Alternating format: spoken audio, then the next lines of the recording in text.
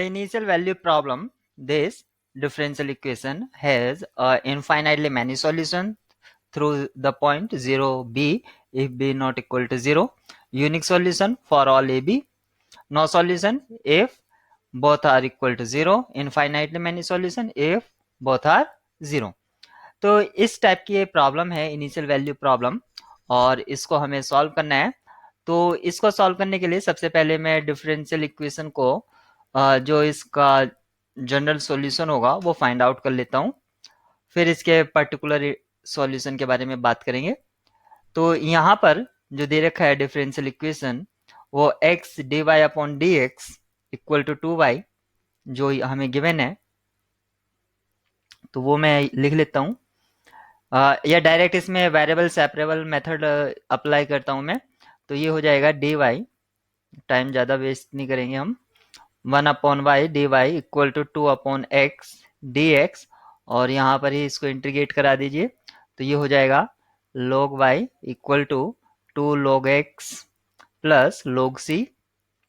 अब यहाँ पर आपको क्या मिलता है, log y equal to log x square plus log c, आपने log प्रॉपर्टीज अप्लाई करी और ये हो जाएगा y equal to X square c from log property या लॉगरिथम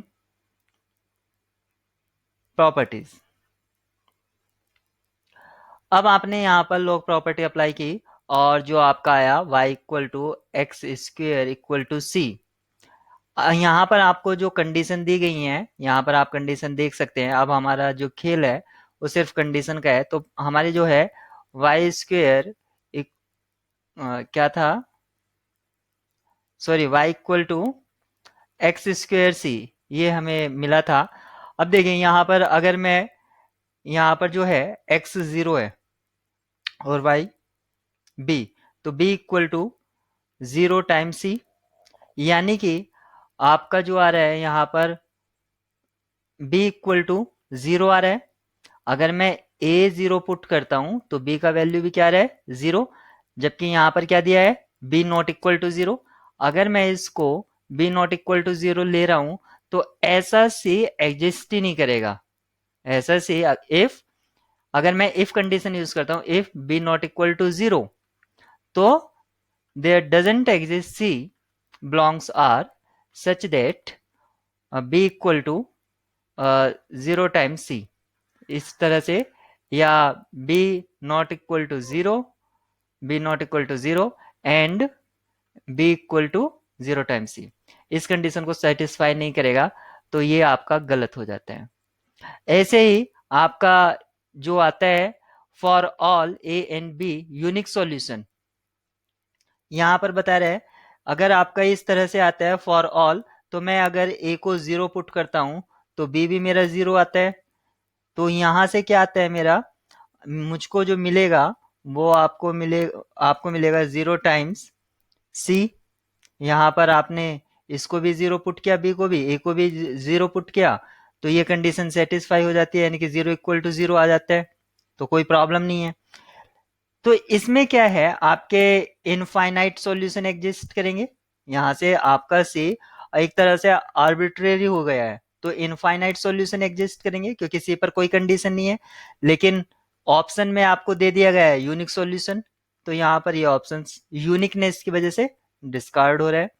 यहाँ पर क्या है नो सॉल्यूशन, जबकि हमें यहाँ से पता चल रहा है इस इक्वेशन से कि इसका सॉल्यूशन तो एग्जिस्ट कर रहा है, तो यहाँ पर लिखा भी है इनफाइनाइटली मैनी सॉल्यूशन इफ ए और बी बोथ आर 0, तो ये ऑप्शन ट्रू हो जाएगा। यहां पर कह रहा है नो सॉल्यूशन, ये इसलिए डिस्कार्ड हो गया नो की वजह से। लेकिन अभी अगर मैं इसको, ये जो है, अगर मैं जैसे कि मेरी लास्ट वीडियो में मैंने ये भी बताया था, तो अगर आप यहां से सी इक्वल टू अगर निकालें आप C equal to Y upon X square, और आप इसमें यहाँ पर पुट करें जो आपको इनिशियल कंडीशन है, तो सी आपको क्या मिलेगा बी अपॉन ए स्क्वेयर, यहां से आपको ये रिलेशन मिलेगा। अगर आप ए का वैल्यू 0 पुट करेंगे तो आपका सी डिफाइन ही नहीं होगा, उस केस में क्या होगा, आपका ऑप्शन सी ट्रू हो जाएगा। यहाँ पर जो आपको बताया गया है C equal to B square upon sorry B upon A square इस टाइप से आ रहा है। अगर आप यहाँ पर जैसे कि यहाँ पर ए जीरो है, यहाँ भी ए जीरो है, यहाँ भी ए जीरो है और फॉर ऑल के लिए चेक के कहा गया है यहाँ पर, तो ए इक्वल टू जीरो के लिए हम चेक कर सकते हैं। तो ऐसा सी एग्जिस्ट ही नहीं करता, ऐसा सी तो एग्जिस्ट ही नहीं करता, तो इसके लिए तो फिर नो सॉल्यूशन हो जाता, नो सॉल्यूशन हो जाना चाहिए, लेकिन ये हमारा राइट चॉइस नहीं है। इसके पीछे रीजनिंग ये है, यहां पर जो आप डिवाइड कर रहे हैं वो जीरो से कर रहे हैं, इट मीन्स ए का इनवर्स एग्जिस्ट ही नहीं करता है। ए आपने क्या लिया है, जीरो, ए आपने लिया है जीरो, क्या जीरो का रियल फील्ड में इनवर्स एग्जिस्ट करता है? क्योंकि यहां पर ये जो बता रहा है, ये बता रहा है multiplicative inverse, multiplicative inverse of A square, multiplicative inverse of A square, जबकि आपका ए स्क्वेयर का इनवर्स एग्जिस्ट नहीं करता है, तो आप उससे डिवाइड भी नहीं करा सकते हैं। इनवर्स एग्जिस्ट करेगा तभी आप प्री और पोस्ट मल्टीप्लाई करा सकते हैं। इसका मीनिंग हुआ c equal to B dot A square, या आप इसे लिख सकते हैं और c equal to A square dot B. तो यहां पर ये जो ए स्क्वेयर है ये प्री हो या पोस्ट हो उससे फर्क नहीं पड़ता है, लेकिन ए का मल्टीप्लीकेटिव इनवर्स रियल फील्ड में एग्जिस्ट नहीं करता है।